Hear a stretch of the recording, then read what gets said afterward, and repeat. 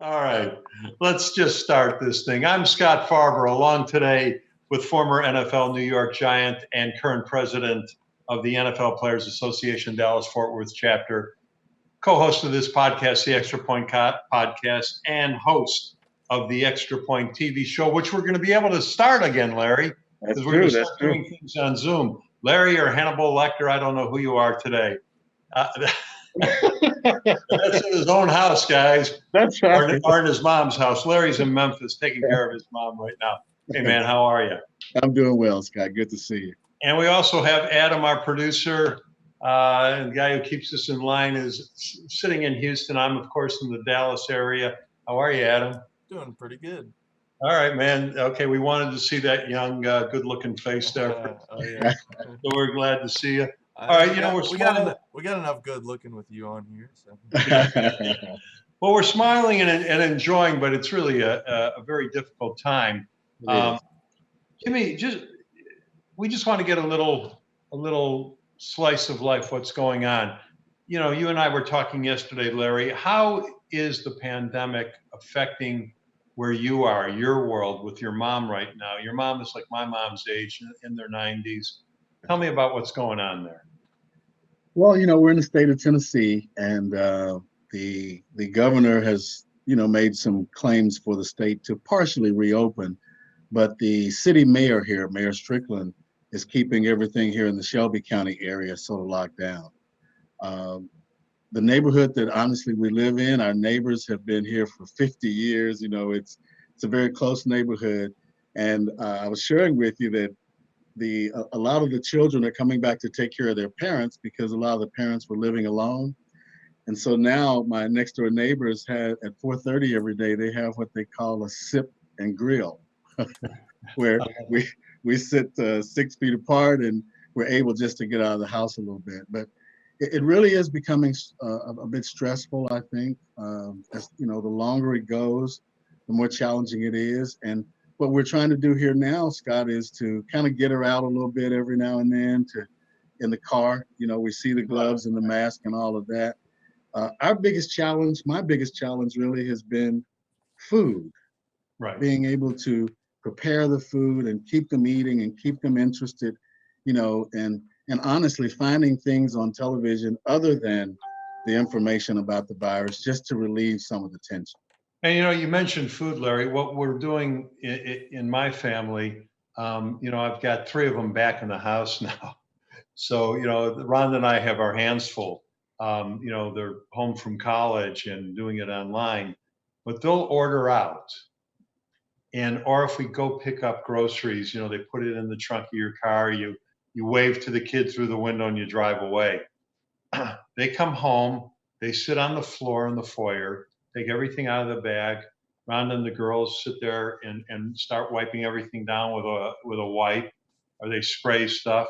But if we order food out and they pick it up, they come home, they take it out of the styrofoam, they don't touch any of the food.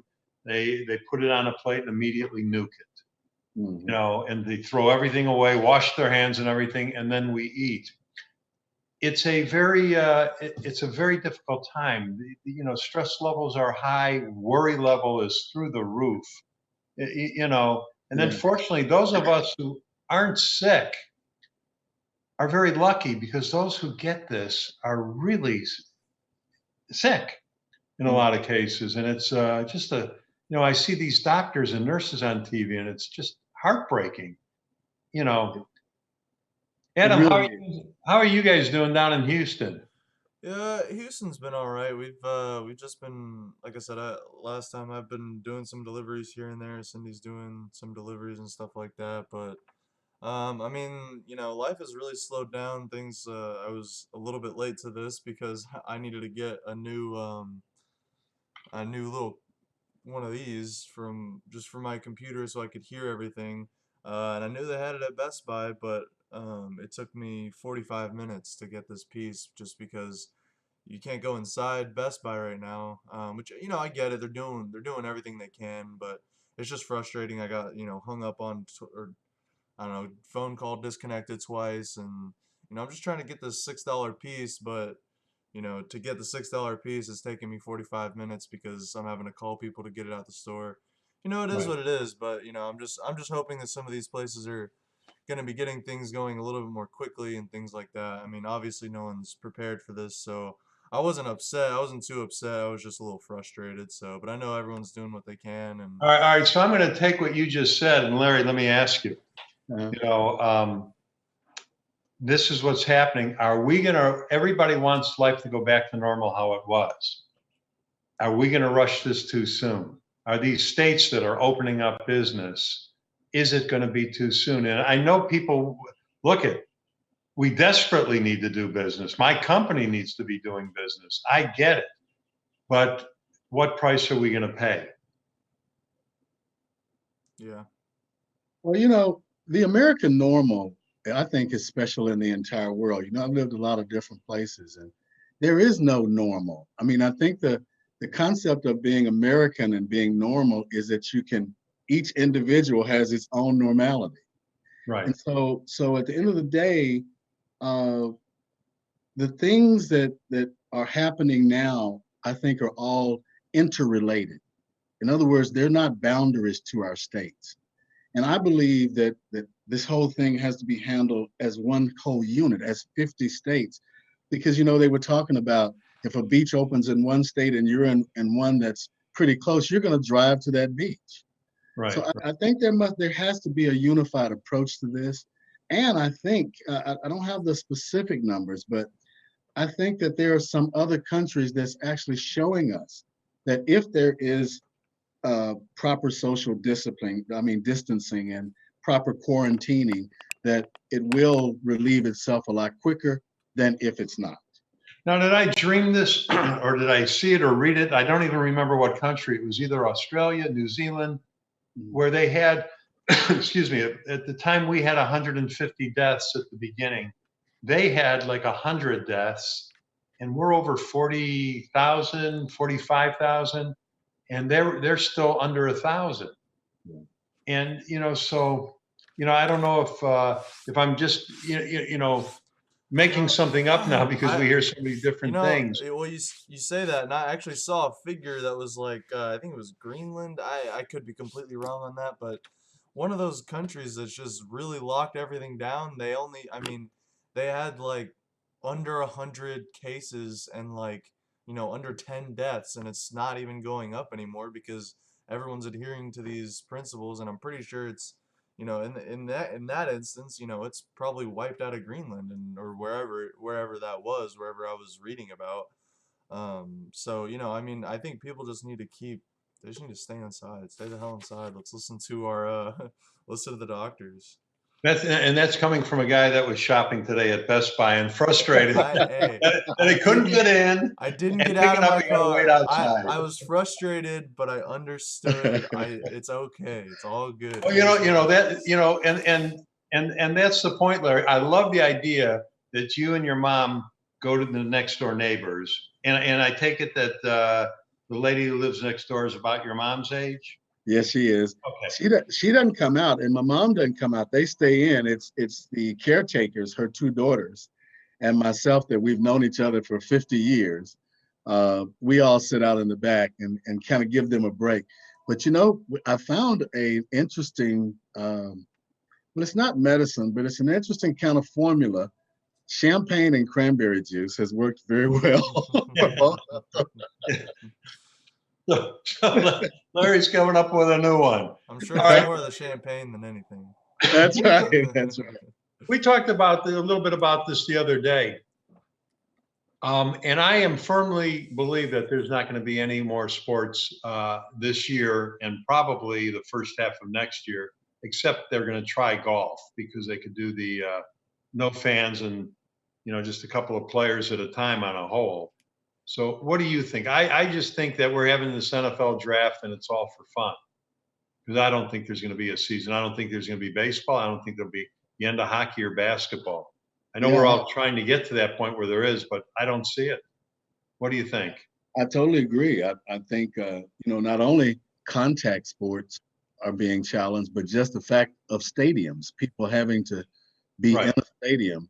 I mean, I don't think that you can. Well, I don't know if you can or not, but it'd be interesting if they could sell 6 feet apart or something like that. But even with that, there's, I think anything relating to a stadium or contact sport, I think is going to be a challenge. I don't see them being able to play those professional sports anytime soon. Well, and two, my son the other day, he's supposed to go to law school in Chicago in the fall, and he just told me, I'm not going to Chicago. And I said, okay, what's the number one reason? I don't think there's going to be school in the fall. And that's me again. He goes, because I would have to take public transportation from wherever I'd be living to get to the law school, because they don't have campus housing, in graduate school there. And he goes, and Dad, I'm not getting into an Uber car. I'm not getting in a taxi. I'm not getting on the train. And what could I say to that? Because I wouldn't either. Right. You know what I mean? And so if they don't have it online, he might already transfer before school starts to another law school that's going to offer next semester online. And a couple of them are starting to say they're going to do that, that they're going to offer online and plan on having classrooms. I don't see it though. I don't know what's going to be, And so the next question is, while we're all hurting, and I get the people when they're in the streets marching, they want to go back to work, because people don't have money to live if they're not working. And we all get that. It's affecting all of us. But how can you go back to work now if it's potentially could kill you or somebody else? Well, We're in a real difficult spot. yeah, and with all the, I mean, I don't really understand people rioting in the streets. I mean, I understand you want to get back to work, but it kind of just seems counterintuitive, because you're getting out in there more. There's more of a chance you can catch it. I mean, granted, I mean, I guess some of these people aren't really affected by it, and it goes kind of hand in hand with something you were saying last week, where, it might not even really set in for some of these people until they're directly affected by it. So I don't know. I think you're right. I think it's gonna be a long while till things are, back to normal. I was just reading something that the governor sent out last week or something, where they were gonna start trying to reopen some restaurants and things, but in order to do that, they have to put up like plexiglass between the booths, and they have to take out like half their seating and things like that. So, like I said, like you guys were saying, I think that things will kind of go back to a somewhat normal, that, I'll be able to go into Best Buy again, and people will be able to go out to eat again. But, I think it's going to be a good while before things are, back to our regular normal. And then that's the other question. Are these stores going to survive, or is Amazon just going to rule the world now? Where is that going to really be headed? I mean, I know my family lives on Amazon now, and they were beginning to before. Larry, do you do Amazon? Well, we do. My sister actually does it from Bolingbrook, Illinois, and sends a lot of stuff here to us. And I've been doing a lot of Amazon Prime, because we're sort of organizing, trying to create projects in the house. Right. And so we're trying to organize the garage and organize this, that, and the other. So when you get the Amazon stuff delivered, do you just open it up and go about your business, or do you sit there and keep it, try to keep it separate for a day and let it just any virus on the packaging die, or do you spray it? What do you do? Or do you just say, oh, I'm opening it and going on? My sister could be in your home right now. Okay. Nothing comes in the house that's cardboard, plastic, or that's been purchased outside of, the home. Right. I bag my truck in very close to the front door, and I have wipes in the back, so I have to take everything out. And the most interesting thing is, she can watch us from Bolingbrook on the camera. So we take everything out. We don't bring any cardboard in, and I try to wipe everything off before we bring it in. Yeah. Then for people that's coming in, we have foot covers for people that have coming in. They have to leave their and we hadn't had anybody but my brother, actually. And just to let you know, here in the state of Tennessee, they've reopened surgeries. So they actually called us yesterday and rescheduled my brother's surgery for May the 5th. Right. Wow. So Yeah, Now his is a cancer surgery. His is an essential one. It's not like exactly. it's not plastic surgery. Right. And it makes you wonder what are going to be the new businesses when this is over. Adam, just shared that he's delivering groceries. I think those delivery businesses are really going to boom because I think that's going to become the way of life. Yeah, people are not going to go running to restaurants when they reopen. They'll order and have it delivered at home. I think it's going to be. I'm going to wait and see if it's really safe to go there first.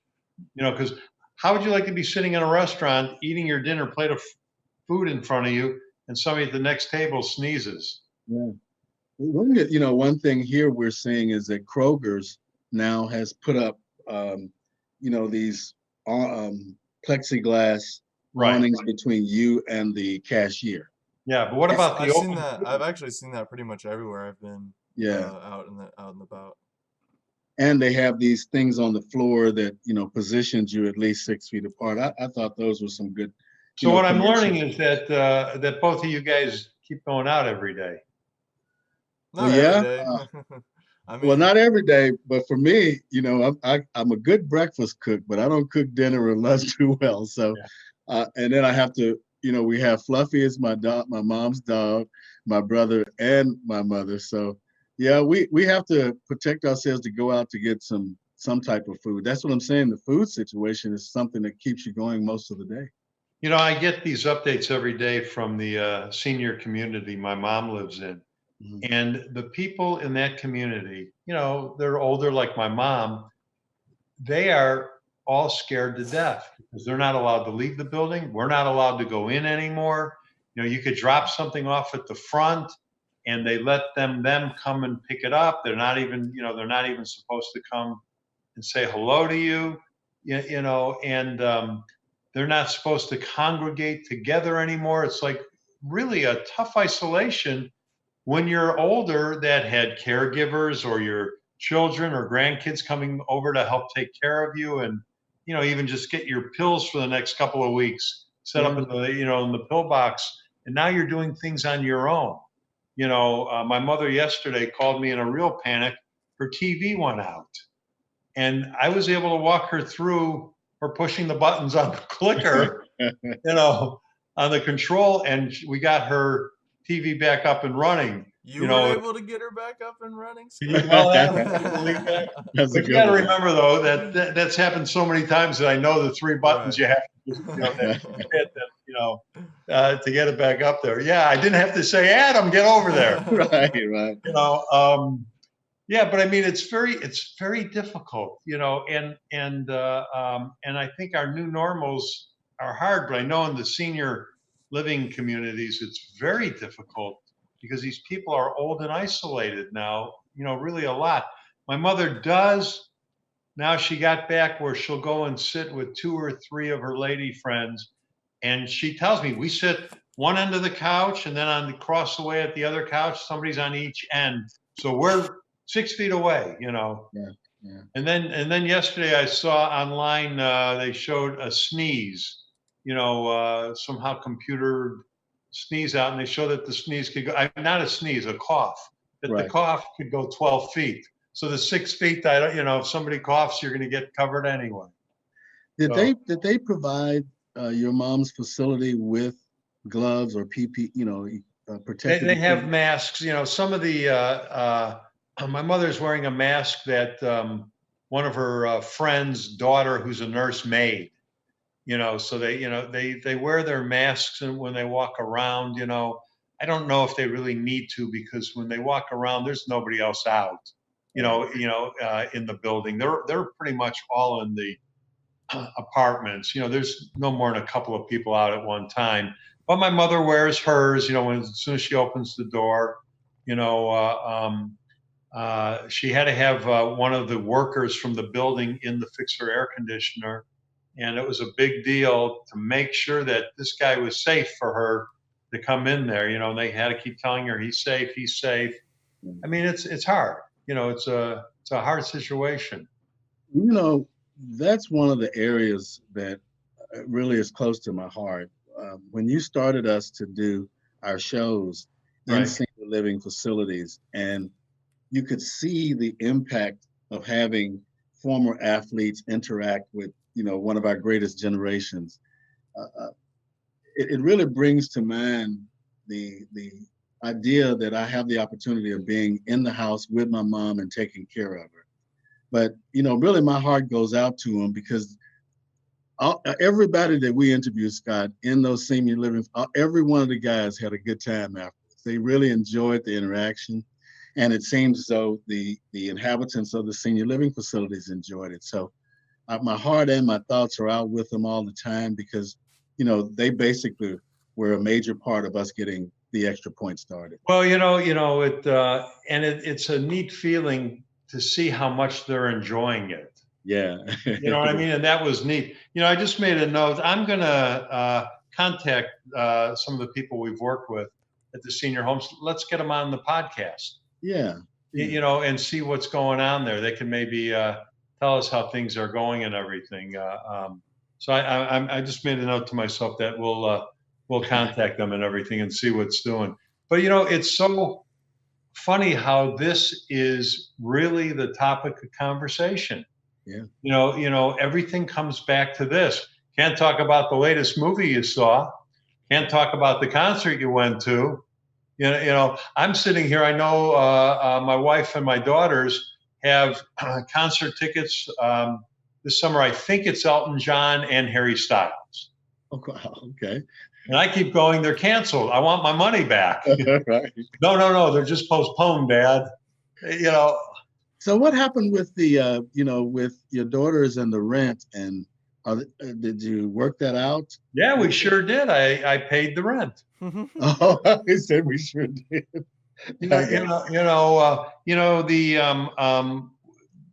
You have a lease, and of course, because they're your kids, I'm the guarantor on it. So you have the lease, and they're not school properties, quote unquote, even though they're right there on the campus. And so you're signing a lease, and they go, we don't care if there's a pandemic. School's closed. They could live here. This is their apartment. Yeah. They could be here instead of the house. So yeah, my big concern is next fall, because if school doesn't start, I don't know what we're going to do, because you have to get those so quickly, so soon, or you don't get the housing, and everything. So yeah, it's just another little thing to worry about. So we have a lot of little things going on like that. Well, you and I actually also have another very close similarity in that we have animals in our lives. Right. And I actually had to take Fluffy, my mom's dog, into the veterinarian today, and they have a big sign outside. We're open. However, you have to sit in your car, give them a call. Yeah, and they'll come out to get the dog. Yeah. Is that the same? We got the same thing, and I guarantee my Rhonda and the dogs have been to the vet during the pandemic. I mean, we have. I always laugh because I'm that 6'5" guy with the little tiny lap dogs. That's on a pillow. Adam's got a real dog. Right. I have these little things, and Tinkerbell. Yeah. Right. Likes to lay on my desk all day. Okay. So a lot of times, she's not in here now, but a lot of times during the day, I'm sitting and working, and then I have the little dog laying on the desk. I mean, it's crazy, but yeah. Who is that Adam has with him now? That's Bean. She's Cindy's rat. Yeah. Oh, wow. Yeah. Adam's got a rat. He's got dogs. He's got cats. That's a good one. I've not seen that one before, so that's a good one. Yeah, Adam's always got something. Don't ever ask Adam to take stuff out of his pocket. Right. Pull a snake out. No, a snake would eat the rat. I can't do that. No, you can't do that. Look at that. Yeah, that's something there. Man. Yeah. That's something. That's why Adam was late. It wasn't Best Buy. He was looking for some rat food. That's probably the case. Type thing. Oh, well. All right, guys. I think we're going to call it a day.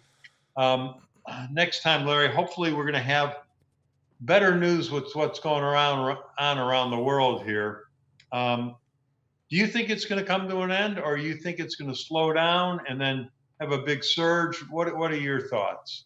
Well, I sort of try to align to the scientists and, not to some of the other rhetoric that we have in the marketplace right now. And from what I've heard, they feel that in the wintertime that it might resurge itself. So that's what I believe. I believe the scientists are telling us to, stay a safe distance apart, stay at home, and all those kinds of things. And I think that's what we should be doing as a country, and not as a county, region, or state. Right. Well, I'm going to give one promo now. Adam and I, in a couple hours from now, we're going to be taping. I'm going to do an interview with a gentleman by the name of Freedom, who was born in Zimbabwe in a tribe. Mm-hmm. And he's one of the leaders in the Silicon Valley. Mm. I mean, he's got an amazing story, his journey from a tribe in Zimbabwe to here. He's a young man, and this guy is a genius. It's unbelievable. So we'll get that interview up so people will be able to see it. So we're going to do that. I look forward to seeing that. Yeah. All right, I guess we're going to call it a day. I want everybody to be safe, stay away from people. Larry, put your mask back on. That's it.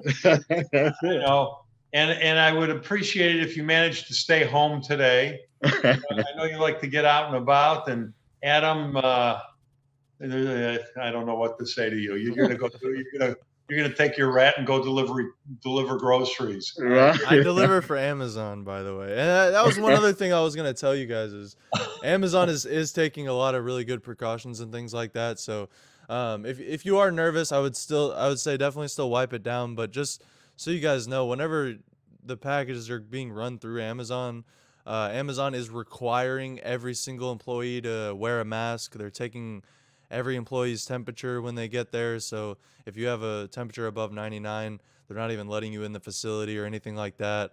I'm never within 6 feet of anyone. People are always, except that person who takes your temperature. I take my temperature at home. You just have to certify that you are under 100, which I do, and I am. So I'm not sick. So just to put you guys at ease a little bit, Amazon is taking all the precautions in the world, and I'm always wearing gloves and things like that. So usually your packages. They're going to deliver Rhonda her bleach, her Clorox, her isopropyl alcohol, and then she spray the heck out of everything they brought in. If she ran out of bleach, how's she gonna clean the packages off? Look at Hannibal Lecter. I love it. All right, guys, let's get out of here. All right. Talk to you later, Lair. Talk to you later. All the best. Yeah. Be good, everyone. Thanks so much for watching. Please make sure you like and subscribe right here to our YouTube channel. And if you enjoyed, please share with your friends. And if you want to see our collection of hundreds of stories told by the people who live them, please head on over to gbctv.net. Thanks so much.